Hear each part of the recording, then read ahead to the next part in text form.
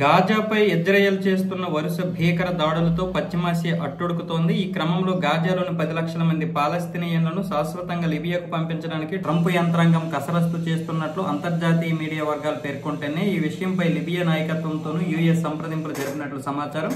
ఇందుకు లిబియా అంగీకరిస్తే అమెరికా బదులుగా $1 బిలియన్ నిధులు విడుదల చేస్తుందని అధికారిక వర్గాలు పేర్కొంటున్నాయి. గాజాలోని పాలస్తీనియన్లు ఖాళీ చేయాలని గతంలో ప్రతిపాదించిన ట్రంప్ తాజాగా పశ్చిమాసియా పర్యటనలో భాగంగా మాట్లాడారు. గాజాను అమెరికా అధీనంలోకి తీసుకోవాల్సిన అవసరం ఉందని పునరుద్ఘాటించిన 2 రోజుల తర్వాత ఈ ప్రకటన వెలువడింది.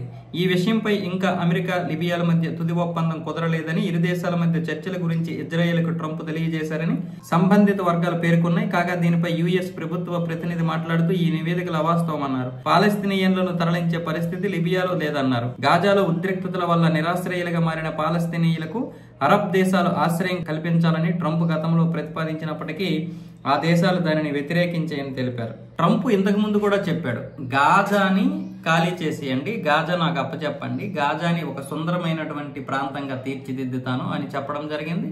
దానికి హమాసు ఒప్పుకోలేదు, అలాగే మిగతా ఇస్లామిక్ స్టేట్స్ ఏవి కూడా ఒప్పుకోలేదు, దాన్ని వ్యతిరేకించాయి. కానీ ఏదైనా సరే ట్రంప్ అయితే మాత్రం ఇప్పుడు ఇజ్రాయెల్కి పూర్తి సపోర్ట్ చేసి మొత్తానికైతే గాజా తీసుకెళ్లి ఇజ్రాయెల్ చేతిలో పెడతాడు. ఇజ్రాయెల్ ఎక్కడ తగ్గకుండా గాజాలో ఉన్నటువంటి వారందరినీ కూడా ఖాళీ చేసే ప్లాన్ అయితే చేస్తుంది. రోజుకి ఇంచుమించు 100 మంది లెక్కన లేపేస్తుంది.